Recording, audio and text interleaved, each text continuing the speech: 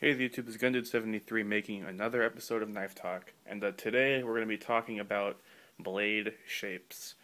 Now, I don't have an ultra huge assortment of blade shapes, but I do have a fair assortment.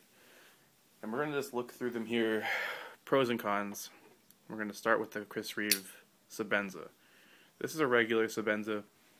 In my opinion, the Sebenza is a drop point, which means that I think what they mean by drop point is the point is slightly just down from up here. This drops and you have a big swoop on the edge. I'm no expert on why they name these, but that would be my guess. The nice thing with a drop point like this is when you're slicing, if you're down here slicing and you're pulling along like that, you can see how that belly at the tip, there's a lot of blade touching. So when you're slicing through something, the belly is doing most of the work. So that's nice. Con, possibly. This blade may be harder to sharpen because this belly, it may prove a challenge matching that edge on a stone if you're doing it freehand or Edge Pro or whatever. So there's that. Next up here we have a Wharncliffe blade. Now, Wharncliffe basically means that the edge here is straight, but the knife has a very, very nice point. Unlike a sheep's foot, which also has a straight edge, but it's dulled at the tip, this is a very needle point. Big old advantage to Warnies is they are much easier to sharpen. It's straight edge. You don't have to worry about matching the angle of the belly. You just go forward and backward on that stone. You're good to go. Con, perhaps? They don't really slice very well if you're on a cutting board. So if you're going to be doing a draw cut like this, the tip is doing most of the work. You see, you would just be like that, drawing. You don't really have that belly to be spreading out where you're cutting. So if you are cutting, that's how you're going to be doing it. Mostly with the tip, if you're doing draw cuts. So there's that. The other thing that with the Warnie, what it does, it allows for a full power cut along this whole edge. I heard Michael Janich describe that, and basically what he was saying was that if you have a knife with a curved edge that curves towards the tip, like on the Sebenza, basically when you're cutting like that, imagine if you were to just do like a slice cut like that. When the edge goes away, like towards the tip, you're losing power. So you can get a full power cut with a straight edge. So that's nice.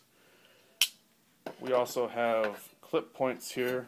I consider these both to be clip points. The official name for the open-mill blade shape is a Yang-Tang. You can see they're similar. The military is built as a modified clip point. Very similar to drop points. Maybe a hair less belly, especially on the military. But very similar overall.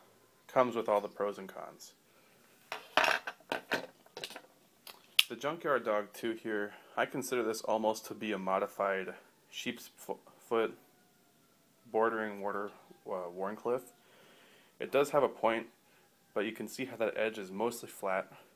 This knife is a great slicer. You can just get a lot of edge on what you're cutting when you're pulling and like that. If you do a pull cut, you can see how a lot of edge would be contacting. So that's good. This is Assault 1. They usually come with a sheep's foot blade, but this one has been ground out to be a Warnie, almost. It's almost like a drop point, but it does have some belly. So I don't know what I'd call this. Sort of a modified Wharncliffe / drop point. Comes with the territory, very pointy. Probably not going to be a very good slicer, again, because most of the work on a draw cut would be with the tip.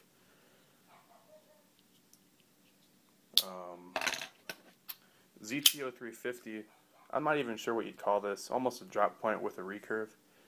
The recurve is nice because if you're doing a draw cut, that recurve is going to be trapping a lot of the material, so this part of the blade right here is going to be doing most of your work. You also have a very nice point for puncturing in the stuff, and this whole belly at the tip here will be good for draw cuts and whatnot. The only disadvantage of this blade shape would be sharpening. you're gonna have to be careful with the recurve, and there's a lot of belly. So if you're experienced, no big deal. But if you're not quite sure or not as experienced, you may run into some problems.